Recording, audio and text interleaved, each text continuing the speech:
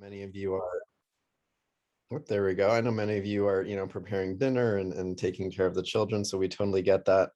We definitely want this to be valuable time for you. So here's a little flow for our agenda. We're actually going to start by doing some problem solving as adults. So if you are anticipating just me kind of dumping information at and talking at you for 45 minutes, that's not exactly how tonight's going to go. So today you're going to wear a lot of different hats. And your first hat will just simply be as an adult learner, and we'll be exploring the Brownie problem together. Then we'll shift gears and I'll introduce myself a little bit in more detail. And then I'll talk about goals for the department and all of the teachers who comprise the department. As you can see below, you can see members of the math department across all three divisions. Then we'll talk about, what is learning via discussion? What does that look and sound like? And we'll actually watch a 5-minute clip of some students in action from earlier this week. And then I'll elaborate a bit more about, how are we supporting teachers this coming year and how am I doing that in particular? And then we're going to close just by kind of reiterating and thinking about what is our why? Why did we make these decisions to adopt these dual math programs at this particular junction? Alrighty, so we are going to go ahead without further ado. Go ahead. So this is what I call the Brownie Problem. So it's simple yet wonderfully complex at the same time. So here is the situation. 4 people want to share 7 brownies equally.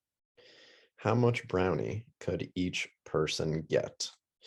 So here's what I'm gonna ask you to do. I'm gonna put just about 4 or 5 minutes on the clock. If you happen to have a piece of scratch paper, it could literally be a Post-it. If you have a whiteboard or notebook near you, or if you have, a digital notepad, anything around, it doesn't have to be anything formal or fancy. I want to give the audience, yourselves, some time to do this. And if you're watching this recording at home at a later date, please participate in the same exact way. I promise you will extract more value from this, the more engaged you are as a learner.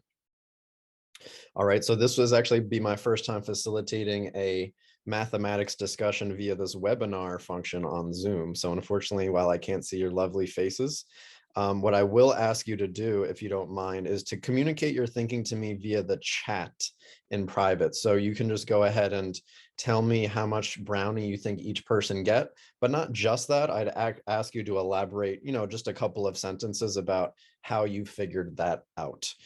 Did you end up, drawing any pictures? Did you do computation? Did you, how did you think about this problem? All right, so I'm going to go ahead and put about, just for the sake of time, about 3 or so minutes on the clock. And I will look out in the chat to see people's thinking.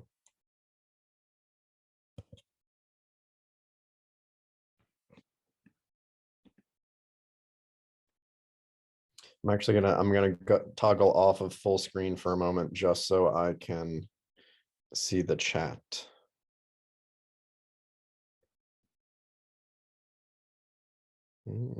Awesome, thank you, Chloe.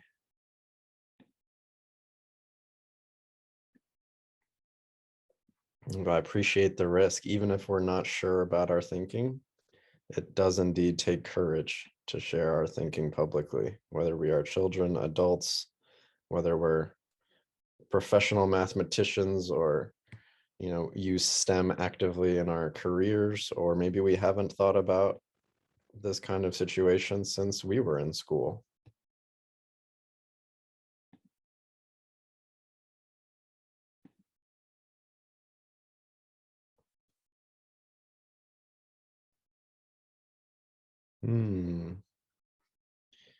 Awesome. Thank you, Miss Galan, Jackie.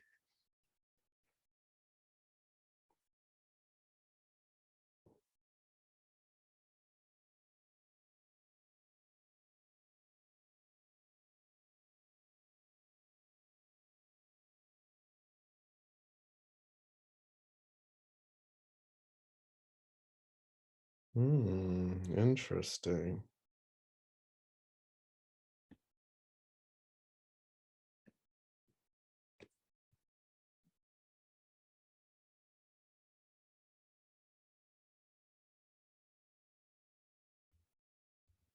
All right, I'll give everyone another 30 to 60 seconds if you haven't had a chance to respond yet. Oh, thank you, Sahar.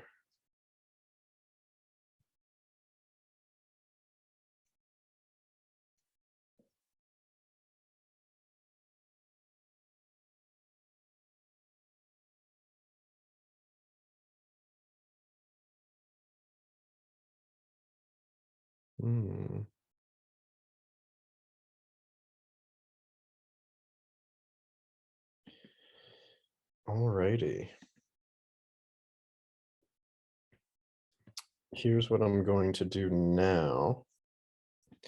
Allow me a moment. I'm a little Zoom rusty. It's been a little bit of time. So I'm going to share, I believe my whiteboard will allow me to do this. Give me one moment. I'm going to stop my share.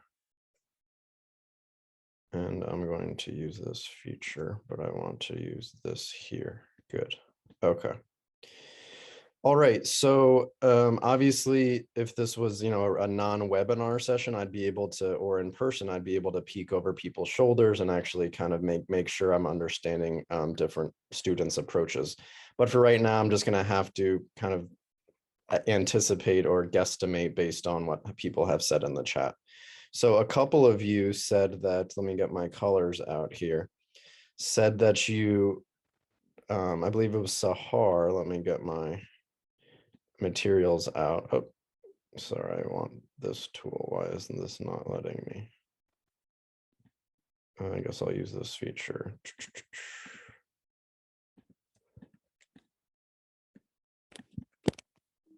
Oh no, this is weird. Huh. It's not letting me. Okay, I'm gonna go to my backup plan. Here we go. Let's go back to here. All right, I'm going to use these tools instead, if you mind just being patient for one moment. So a couple of you, and I'm just going to call this, I'll just use some colors here. Sorry, I was not expecting this here.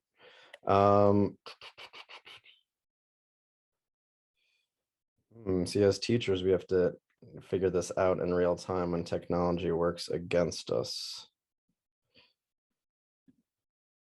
All right, so a couple of you, I'm just going to kind of switch it up for a moment here. So a couple of you said I would share one brownie per person, one whole brownie. So imagine these 4 brownies here, call it person A, person B, person C, person D. And then someone said they would cut the next 2 brownies, brownies 5 and 6 in half. See, if this wasn't a webinar, I could actually show you how to do this. So I'll see if I can change that for the next session. And then the 7th brownie would be in quarters. So I'm just going to record this here. I would share 1 brownie per person, then a half of a brownie per person, then a quarter of a brownie per person. So it looks something like 1 brownie and half a brownie and 1/4 of a brownie. So that would be one way to think about this situation. Another way to think about this situation would be you could start similarly and share 1 whole brownie per person, then cut each of the remaining 3 brownies into 4 equal parts. So I'm just going to ask you to envision that for now. I would never ask kids to do this because that's, I want them to be able to see that. And give one of each 4th from each of the 3 brownies. So that would look something like 1 whole brownie plus a quarter of a brownie plus a quarter of a brownie plus a quarter of a brownie, which we could call 1 3/4 brownies. And then someone else was talking about just using division and cutting each of these 7 brownies Let me get another text box here. Thank you for your patience. Each of the 7 brownies into 4 equal pieces. Each person would get 7 of those 1/4 size pieces. So that would look like 1/4 plus 1/4 plus 1/4 plus 1/4 plus 1/4 plus 1/4. 1, 2, 3, 4, 5, 6, and 7 brownies, which we could also call 7 groups of 1/4 or 7/4. So if I could see your faces, I would look at people's facial expressions, see how they're pondering, and I might close this particular conversation if this was just one lesson today. And I might ask something like, each of these situations, is each person getting the same amount of brownie? And mathematically speaking, I could phrase that as, is 1 1/2 and 1/4 the same as 1 3/4? And is that the same as 7/4? Is that a true statement?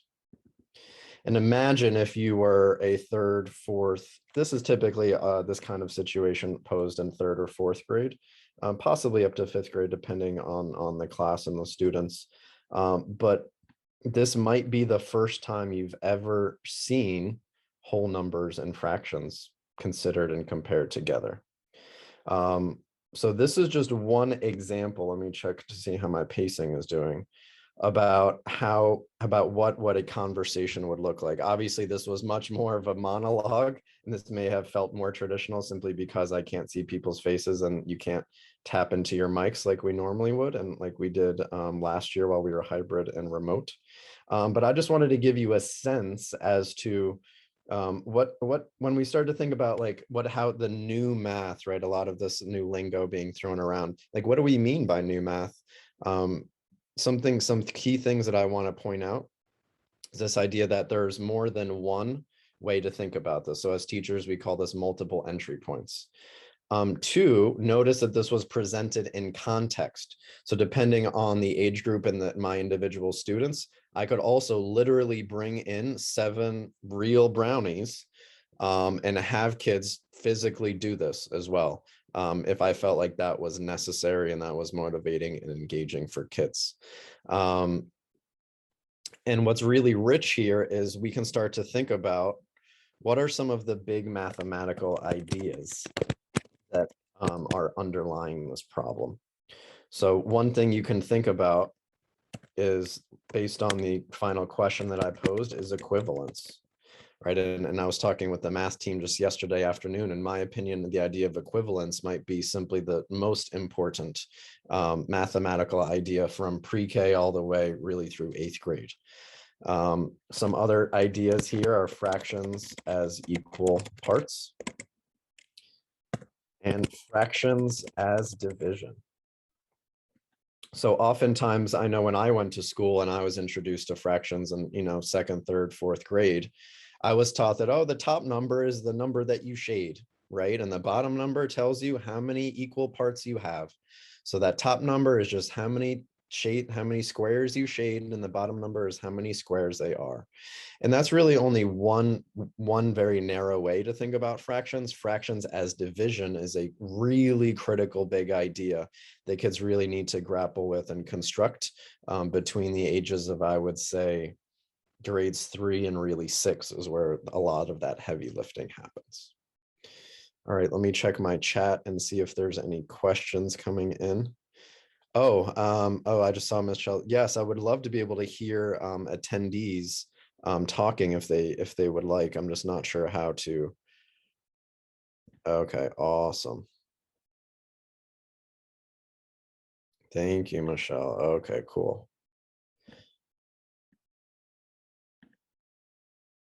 Awesome. Is there anything, any feedback, comments, questions that anybody has? I know this discussion is not something that, the fact that this was very teacher directed is not how it would look in real time with kids, but I wanted to give you a sense of what being in the shoes of your child might be like. Alrighty, I'm going to take a quick screenshot of this, and then we are going to move forward. All right, let me check my chat. Okay. Alrighty. So as I mentioned earlier, we had the meeting with the primary and secondary math team just yesterday afternoon. So this is hot off the presses. So some of your children's teachers, you may recognize a couple of faces even through the masks, worked on this very same problem. And this is what the team did. So you can take a look at the board space here. Let me check my chat. Okay, great. Thank you, Michelle. So you can take a look here and you'll notice that I asked some of the teachers to actually come up to the board and model their thinking, right? So that was something that I couldn't do just simply with this remote webinar medium, but that's something that I would absolutely ask students to do in real time. So I'll just give you a moment to kind of process this and start to, how was this our conversation, even though it was more of a monologue than a dialogue? How did our conversation compare to what some of the ideas that emerged yesterday with the primary and secondary math team? All right, and just feel free to reach out. Let me know if you have any comments or questions. All right, I'm going to keep it moving. So I wanted to, before we got into, some of the nitty gritty, I wanted to get us started doing some math thinking. So now we're going to switch gears. And I'm going to tell you a little bit about myself. I know if you had a chance to attend the back to school night or the upper school orientation, that was definitely felt rushed. I felt that way if you felt it too. So I'm just going to take a moment to tell you a little bit about myself. This is my 12th year as an educator. I've been very fortunate to wear a lot of different hats in a lot of different sectors and a lot of different locations over my career. I've been a classroom teacher, an instructional coach, an academic dean, and a content coach, and you might be wondering what that is, and I will elaborate on that a bit more later. I've worked in the public sector, independent sector, I've worked internationally, and I've also done some consulting as well. Before moving to the West Coast to join you all in lovely Half Moon Bay, I was a Northeasterner, and I also lived in Ecuador for a couple of years as well. In between my New York City stints. And what am I? I am first and foremost a collaborator. I love to work with adults, children in whatever capacity I can. I'm definitely a lover of math, and I'm definitely a lifelong learner. So even though I am a Sea Crest math coach, I do want to be very clear that I do not know every single thing there is to know about math. So while I do, of course, have a lot of expertise in this particular field, I am very hungry and always willing to learn more. So for instance, the high school content areas is not what I would call my wheelhouse. But, the JK to 8th grade world, it is definitely my world. What is my vision and what are my goals? So, we always ask students to set goals from themselves, and we ask teachers to set goals for themselves. So everything I'm sharing with you tonight, I actually shared with the math team yesterday afternoon. So my goals is my SMART goals. So that's an acronym. I forget what everything stands for, but it's specific, measurable, achievable, I think reasonable and targeted, if I remember correctly, is to conduct 2 3-part coaching cycles every quote unquote normal week. So this map week and, next week where we have 2 weeks of dedicated to parent conferences. I wouldn't call those normal weeks, but a typical 5 instructional days school week. And on those more kind of abnormal weeks, I still want to be able to do at least one cycle. And when I talk about cycles, this could be one-on-one with a teacher, it could be a lab site model, and it also could be comparative teaching models. And I'll talk a bit more about that later on. And then what are my goals for my students? And really, this is from the perspective as if the teachers were my students. So my baseline expectation is that all math teachers be able to effectively implement all aspects of our respective new programs. So that would be Bridges in the primary and secondary divisions, and then illustrative mathematics in the upper school. And my SMART goal is for all math teachers to make significant progress, which I'm trying to quantify at around 80% towards their respective curricular goals by the end of our 3rd coaching cycle together. And now you might be wondering, okay, what are some teachers' curricular goals? So all of our teachers, I met with them, observed and met them in September, everyone on the team, and really just started to build relationships and really start to set goals with teachers. And my job was really to make sure that teachers were choosing high leverage goals that would have a really significant impact on teaching and learning. And all teachers' goals fell more or less within these larger buckets. So the first bucket is facilitating student discourse. So below are a couple guiding questions, because I'm sure there's a lot of teacher jargon in here that's probably unfamiliar. So when we say facilitating student discourse, more specifically, how can we balance the various components of our math program so that there's sufficient time for more formalized conversations about big ideas, right? So we don't want teachers just kind of like looking through this textbook and just trying to push through everything just to get it done without actually creating space for really important conversations. And when and why do we want to speed up or slow down different parts of the lessons? So again, after spending a year and a half where, teachers and students and families, we were all very much isolated, right, due to the unique circumstances that we've all been living with. Something facilitating student discourse is a really significant shift. And that's something that's been valued at Sea Crest, I know long before I arrived last year, but it's something that really was difficult to really come back to life these past year and a half. So again, this is very much at the forefront of our minds right now. Formative assessments. So what systems can we use to keep track of formative assessment data? So again, more teacher lingo. So there's really 2 kinds of assessments. There's summative assessments, which is measures learning, right? So we could think of that as like end of unit tests, big projects, things like that.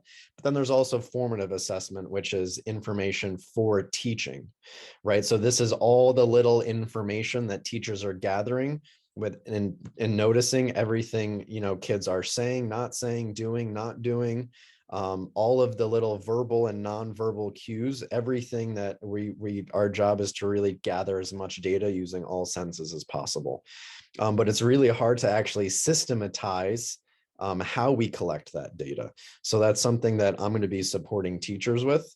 And the end goal is how can we leverage the system in order to provide students and their families, such as yourself, with regular feedback about their learning, right? I'm sure at some point we've all experienced, whether it was us or our kids, where, you got a report card or a progress report and you were like, whoa, I was not expecting this. I wish I knew this sooner, right? I think we've all been in that position where we, whether it was intentional or not.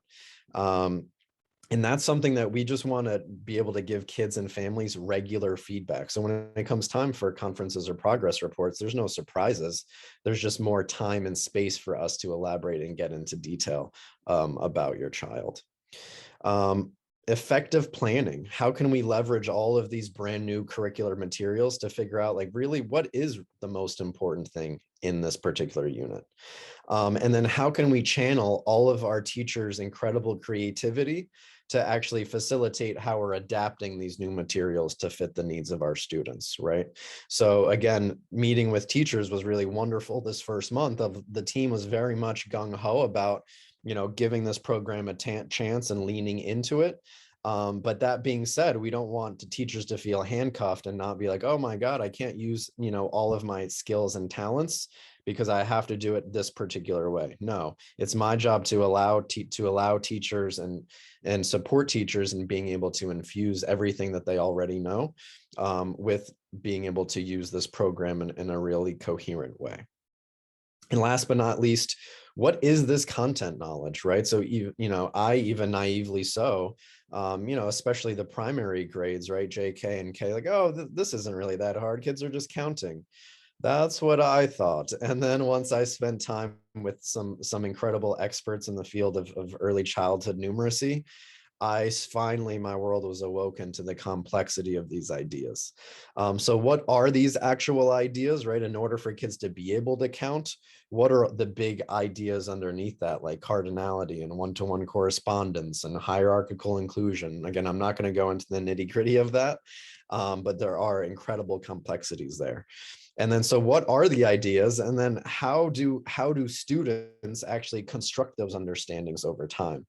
So one analogy to help us kind of make sense of this is, I think we've all at some point had a teacher or professor, maybe in college, who was clearly had a lot of expertise in that field. Maybe they had 1 or 2 PhDs and all of those things, and they had dedicated maybe decades of their life to increasing their knowledge. But did that necessarily make them an effective teacher? Maybe, maybe not. So it's our job to not only know the content, but how kids learn the content, so that we know what are these benchmarks that we want to be looking out for.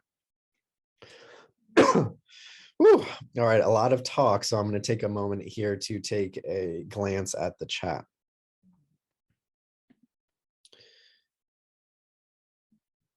Oh, great question, Karen. Awesome. I'm going to get to the idea of differentiation a little bit later in the slide deck, if that's okay. So I'm just going to table that for right now. Thank you, Karen. That's a wonderful question. So again, while each teacher is really focusing on 1 or 2 of these goals, we're all working on all of these things, but we want teachers to really narrow their focus so that they can make significant improvement and measure that improvement over time. And then here's just some additional kind of big picture foci that we're thinking about over the course of this year, and this year in particular, where we're rolling out a lot of new things. So trimester 1, we're really focusing on community building, making sure kids feel safe to share their thinking publicly, right? Which I asked you all to do very quickly without having necessarily met you before. Information gathering, right? And that's something I personally am very much looking forward to next week at fall conferences with many of your children, if you have older children. What do we know about our kids already, right? We don't want to make assumptions or say, oh, this child last year or 2 years ago was like this. Kids and humans, we evolve and change over time, and we need to be responsive to that. And then we really just want to start getting acclimated to the new platform. So bridges. So this is for students and teachers alike, just to get acclimated to the new materials and any new structures. And then also starting to pilot systems of organization, whether that's materials or formative assessment data, all of those things. Then after November, we really want to help students start to refine their work habits. And that's really around organization and setting themselves up for success. Right now, your kids are, may have just 1 or 2 teachers, but as they graduate to the upper school, if you have older children as well, work habits are really critical for that, as well as systems of organization. And then really thinking about, like, when do we want students to work together and when do we want them to really become more independent thinkers? That's something we're constantly thinking about. And then the 3rd trimester, we're really thinking about content solidification and starting to think about looking ahead to next year.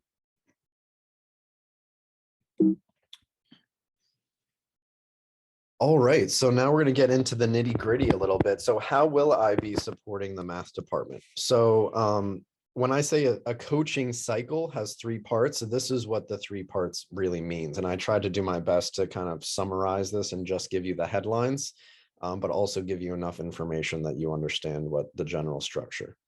So we will actually be planning together. So teachers will share their plan with me prior to the cycle, so that I can start to actually plan this lesson as if I was the lead instructor.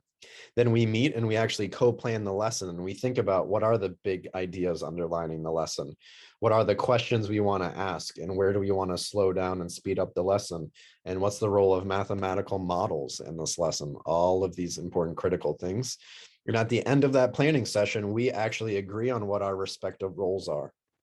So if a teacher's goal is around facilitating discourse, but they don't really want to, like, in order for them to focus on their one goal, I can support them by leading other aspects of instruction. So for instance, I can be managing the board space and recording student thinking, while the teacher is really focused on facilitating the discussion itself, if that is his or her goal. And then during the teach is we actually teach the lesson together in following the roles that we agreed upon at the end of the planning session. And I just gave an example as to what that could look like. And then the debrief is exactly what it sounds like. We reflect upon teacher progress towards their goal, student progress towards the lesson goal, and then determine next steps. So this is just kind of to give you a sense as to how I'll be sort of supporting the math team. And then what's really cool is something that we're also going to actually pilot next week is something that's called a lab site. So it's literally the exact same structure as I previously talked about, but we can add additional participants in different roles. So I could work with a teacher one-on-one, or that teacher could act as the host teacher while his or her colleagues join as participant observers. So as a participant observer, the purpose of that is for that teacher to gain insight into how the host teacher and I are planning the lesson. During the teaching, they actually have a semi-active role. So for instance, if we're letting kids go and exploring an activity, the host teacher and I would stay attached to the hip, but the participant observer would be focusing only on one small group of kids. And then during the debrief, they would share out our observations so that we could have a more comprehensive picture of students. And then later in the debrief, be able to generalize what they've learned to their teaching, right? So whether they're teaching third grade or fourth grade, whether their students are similar or different than the host teacher students, how can we take what we've learned here and apply it to our practice? And the last but not least, and I'll just talk about this, is the comparative teaching model. And this is a really cool structure for the primary division in particular, because it's really well suited for stations and centers, which is one of the primary models of teaching and learning in the younger grades. So we would still plan together before class, but we would actually have 2 or 3 like mini cycles embedded during the teach. So instead of teaching like a 45-minute lesson together, we might teach a 7 to 15-minute mini lesson, and our respective roles would evolve as we rotate to different stations. So for instance, I might lead a facilitation of the first group while the teacher observes. Then we have a very like a teacher huddle in the corner, and we debrief. Okay, what worked, what didn't work? Is there anything we want to change for the next group? Then we go back and go to the second group of kids, and maybe now the teacher and I co-facilitate the lesson. Then we huddle up again. What worked, what didn't work? Is there anything we want to change for this new group based on the different students, right? So every time we do this, we're thinking about the individual kids in that group. Then we teach that lesson. Maybe the third time around, the teacher's leading the entire facilitation and I become the observer. Then we huddle up again. I'll have the teacher take some notes to self because we may not be able to have the formal final debrief until the end of the day. So I want to make sure that those thoughts stay fresh. So I just realized I talked a lot at you for the past 5 or 10 minutes. The reason I did this is not because you need to know the nitty-gritty as to how this works. I just wanted to provide a window as to how I'll be supporting teachers, because I think it's very easy for schools in general to kind of, talk the talk, but I wanted to be very explicit about how we are walking the walk and literally starting this next week, which is incredibly exciting. All right, so now that I've talked at you for about 10 minutes, we're going to switch gears and we're going to actually watch some of your kids or your kids, older siblings in action here. So we're going to think about, what does learning look like via discourse, and what exactly is this new math? So the larger question here is, what does student discourse look and sound like? So what we're going to do is we're going to watch a 5-minute video clip, and this is of a 5th grade classroom from earlier this week. And I'd like you to ponder the following questions.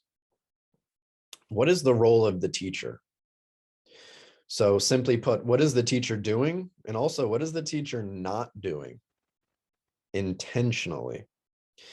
Number 2, what is the role of the student? What are students doing and what are they not doing? And lastly, what is the role of the problem? Why this comparison? And in particular, where is the math? So before I show this video, I'll give you a little bit of context. So this is the first lesson of the first of unit 2. So this I did, I filmed this, I believe, Tuesday. And I'll pause this for one moment. So I tried something, this was kind of last minute. I didn't have all the technology available. So this was the first time I ever did this, but I am facilitating this, and I'm also actually recording this via video on my camera phone at the same time. So I apologize. There's a few like short second windows where the camera is not pointing anywhere exciting. But I just ask you to bear with me because I still think you'll be able to like extract value from this. Okay. So again, what are you thinking about? What is the role of the teacher, the role of the student, and the role of the problem, right? Like, where is the math, and why are we starting a unit like this? Okay. All right, without further ado, we like to get our conversation started. Yeah, Kitty, what did you and your partner talk about? C doesn't, well, we think C doesn't belong because like all of them are like kind of like. So this routine is called which doesn't belong. So there's 4 images, and students have to argue and defend their opinion about which doesn't belong and why, just to give you a little bit of context. Solid foods, and then C is like a liquid food because like A and B are both sandwiches, and like D, what's on the kebab thing you could put in a sandwich, but C, I don't think you can put soup on your sandwich. Just like have like a mini ketchup packet / a soup packet and squirt it on there. No, that's gonna go very wrong. So C and D could go in the sandwiches. So C, we don't think belongs. Cool. So the only liquid compared to solid foods. Other ideas? Yeah, Sean? So all of them are like really fancy. So A, C, and D. And then there's B, which just looks like a Subway sandwich that you can get for $3. Oh, interesting. So in your opinion, B feels like a less fancy food? Yeah. Because all of them look really fancy. Like the D is definitely the most fancy because it looks like a 3-course meal. And then C, it's a soup. A is like a ton of rolled sandwiches. And then B is just Subway food. Interesting. Anyone else have anything else related to B before we move on? Yeah, Cass? A, C, and D, they all have dishes in them. Like, there's a bowl in C, and then there's a bowl, like a bowl in A, and then there's a bowl in D. This one. No dish or plate. I did not notice that. Very cool noticing. Anything else? Go ahead, Lex, related to B. Yeah, Ione? Well, B looks like a professionally shot photo. The rest of them looks like a photo you took for the camera. Like, at your dinner table. Just like holding it. The other one, it's like, it's got a white background and it's like lighting and straight. It just looks professional. Professional image.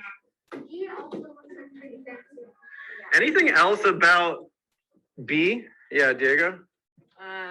So B looks like very fake. That's not what a real sandwich probably looks like. It's probably a lot. It's too good to be real. It's too good to be real, and all the other ones, except B, look like they were shot on Okay, so anything else not related to the quality of said image? There's only one sandwich and like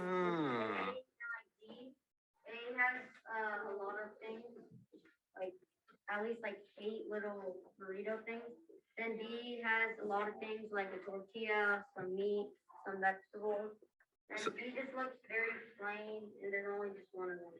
Yeah, so Noah, there's a couple things. Everyone hold your hands for a sec. Are you talking about the amount of ingredients? Or are you talking about how B appears to be a whole sandwich while something else appears, like A, for example, has parts? What are you thinking about? Like both of the things that he said. Both of those things? Yeah, so that was one thing that stood out to me. Could you say the only quote unquote whole food? Yeah. Ha ha ha, get it? Whole Foods, ha ha ha, get it? Ha, ha, okay, yeah. All right, who wants to defend A or D? Some new voices? Yeah, Charlie? I think D doesn't belong because that's the only one that has like stuff going through them. I'm just gonna stick on. So we could say has kebabs. Or something that's not edible in it. Yeah, has inedible items. Yeah, like a bowl. Yeah, that's fair. Anything else? Yeah, Lucas? It was about A. A has the least amount of water, and it takes up most of the, and it takes up a lot of space. Huh. When you say most of the water, what do you mean by that? It contains the least amount of liquid from moisture. Oh, ooh, so I love this very scientific perspective. So the least amount of liquid. Interesting. Anything else that has yet to come up? We're gonna go Henry to Finn, and then we're gonna close out. This is back to B, but B looks like it contains the most weight. The most weight? Weight. Oh, wheat. W-H-E.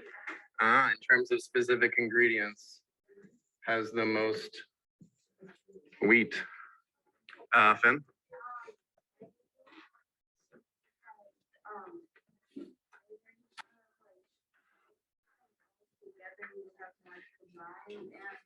Oh.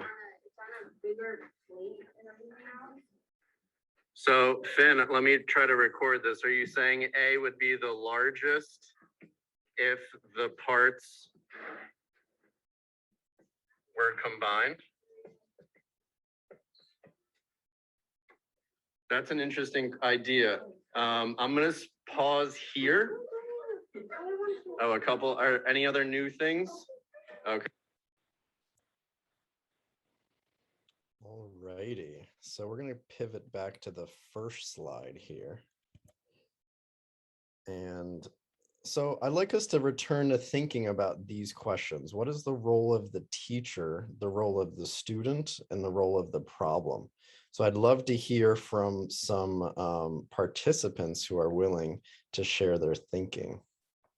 You could record in the chat, or I'm trying to see if I can I don't know if I can see people right now. Let me try. Anyone willing to share their initial thoughts?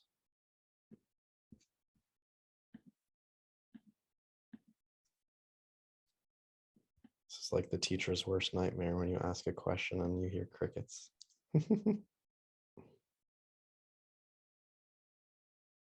Ah. I see in the chat, teacher as facilitator.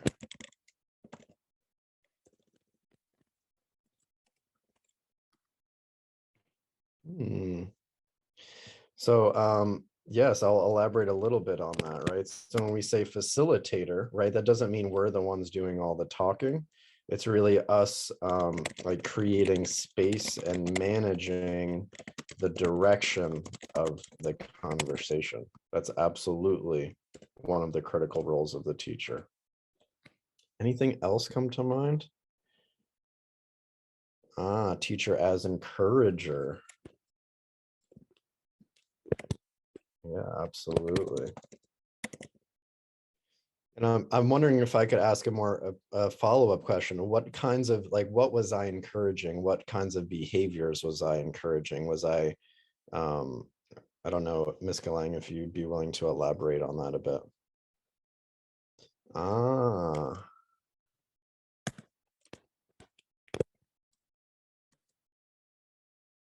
did not, so let me say, I'm looking at Sahar. So teacher did not say if there was any wrong or right answer, right? So I'm not validating or invalidating students' ideas. Yeah, so something we call that in the teacher world like neutrality, right? So regardless as to what kids are saying, I'm not really saying they're right or wrong or pushing them to lean one way or the other necessarily. That's a great noticing.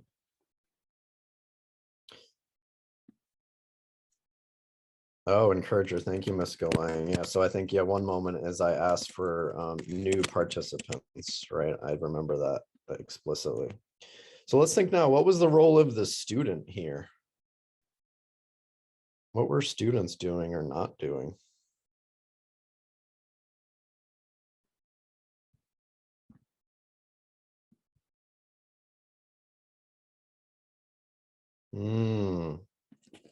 Yeah, I love it, Sahar. Simply put, thinking, right?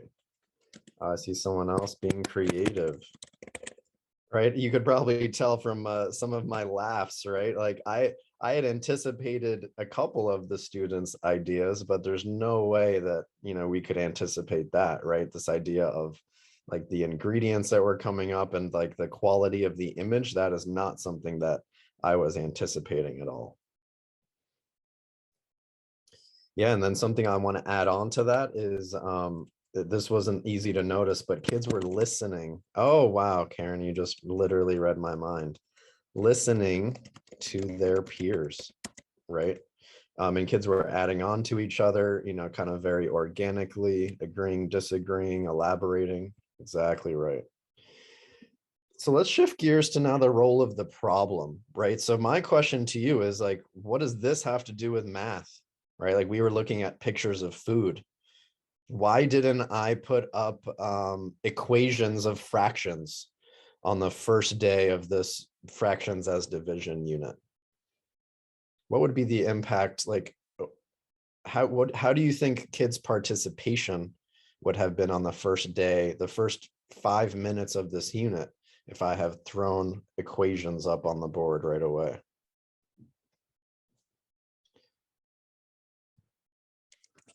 Yeah, Sahar, exactly right. So the fact that this is like contextual, right, around food is super engaging, right? If I had just put up kind of like naked equations, right, a lot of us see that, and depending on our mindset and you know, attitude around mathematics, maybe we just shut down and disengage right away. And if that happens in the first, you know, 5 minutes of a unit, it's really hard to shift that over time.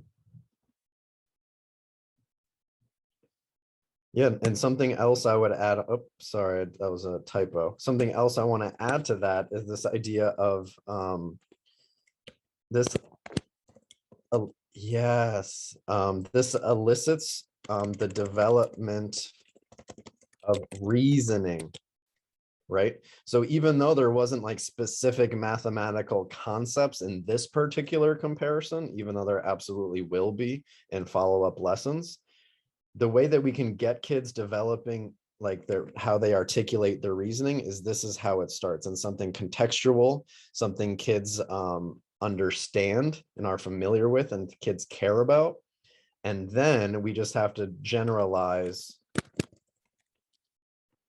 that to the content, right? So I don't know about you, but me, like talking in math is not something that I did much of when I was a student, right? I think that's something we typically associate with, you know, ELA if we have book clubs or, you know, giving presentations or giving speeches.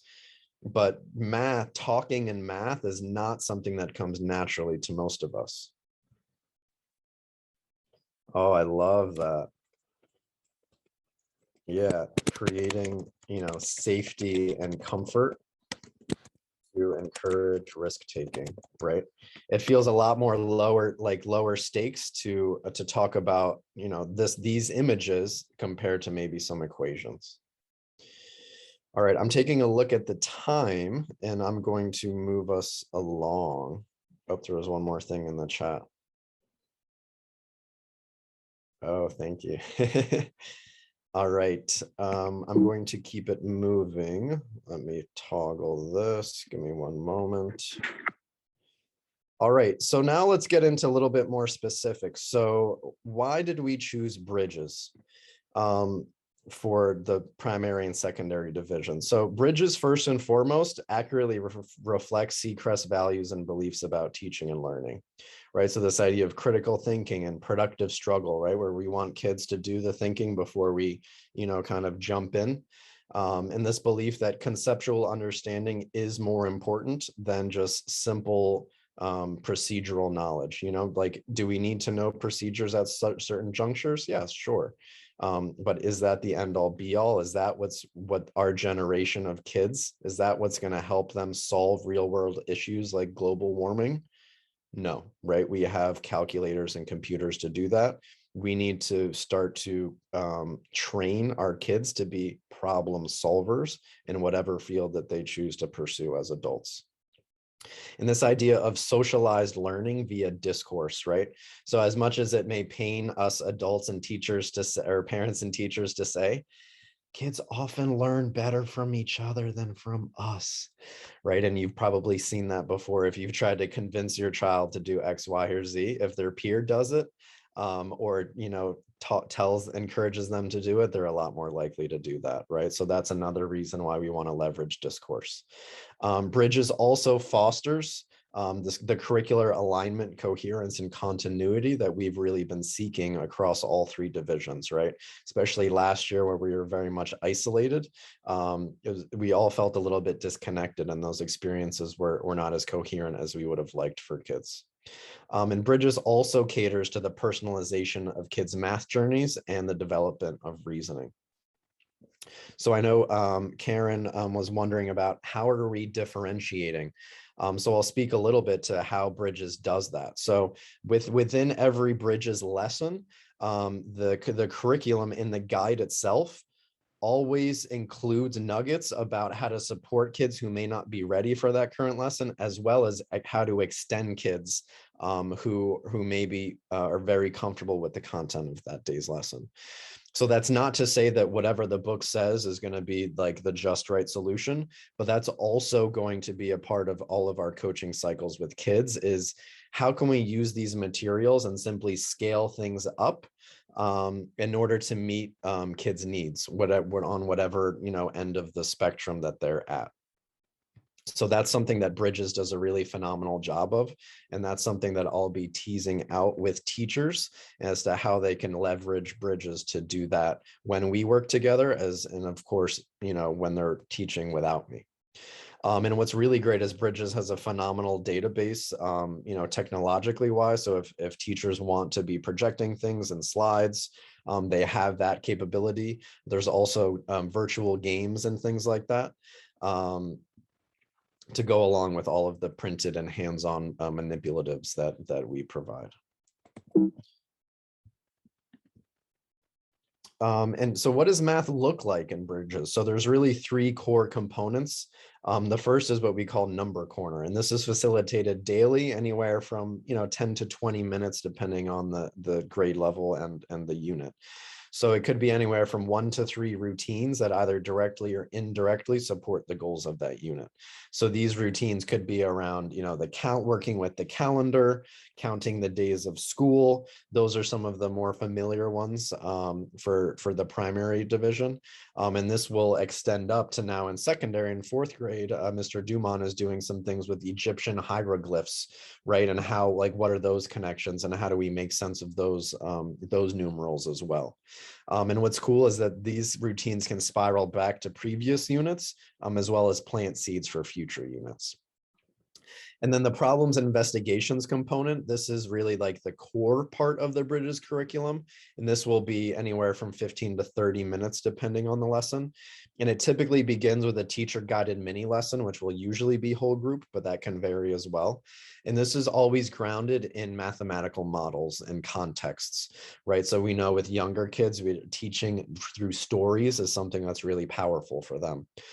So this can include a tens frame, a number racked. As kids get older, or the array model. Those are just some examples. And again, it's very discussion oriented here. And then after that discussion and mini lesson, students would then work independently or in partnerships or in small groups on really the follow-up exploratory activity. And then one of my personal favorite components is what's called workplaces. And this is really like stations or center style. And this is really around games. I actually didn't make that clear here. I'll make that change.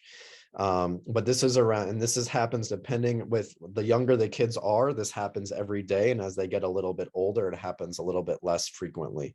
So that may be, once or twice a week by the time 4th grade rolls around. And this is where teachers can lead a station. And this is again where differentiated small group instruction is going to be happening.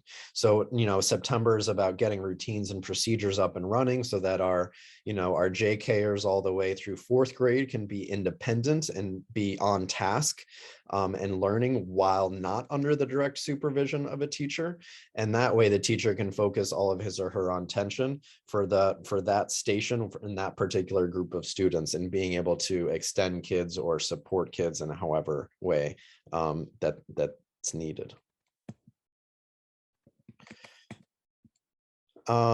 So in closing, given the tremendous undertaking that is required in implementing any novel school-wide curricular, we're just simply asking all members of Sea Crest community, and this is, myself included, just to be patient, right? This is a process, something new takes time, and we're all learning together. So please trust the process. We're going to get there, I guarantee it. It may just take a little bit of time. But that being said, it's not like, oh, this first year is going to be, whatever. It's, that's so if you have a child who's older and you're like, oh, there isn't that much time left.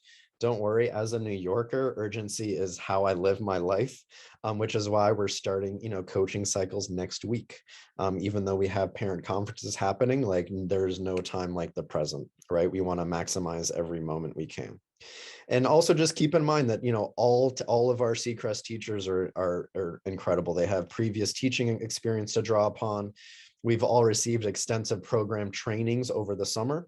And teachers will all be receiving regular support from myself in the content specific lens, as well as Michelle and other curricular lenses, Leslie around student support, and then Lauren in, really big picture. So, teachers, just like your kids and our students, are getting supported in a multitude of ways. I want to thank you all for coming. I'm looking at the time. I know I ran a little bit later, but I very much look forward to meeting with many of you in person or remotely next week during fall conferences to talk more about your incredible children. Maybe you have some older kids in the upper school, or if not, perhaps in future years. Please don't hesitate to reach out to me directly with any questions. You see my email there, and I typically respond within 24 to 48 hours unless something's very busy or anything like that. So I hope you all this was helpful for everyone, and again, please don't hesitate to reach out. Thank you so much to Stephen, and thanks to all of you who are attending. I have immensely enjoyed getting to work with Stephen, and I'm guessing that you can all see why. He is extremely passionate about mathematics education, with working with students and getting them excited about learning. And I'm so excited for our students to have this new program and all of the support to be able to make mathematics really shine at Sea Crest and have this be a great experience for our kids, and hopefully maybe have them develop a better attitude towards math. I didn't fall in love with math until I became a teacher of mathematics. I wish that I had had the opportunity to learn in a classroom like this. So I hope you got a sense of that tonight. Have a great evening. Take care, everybody.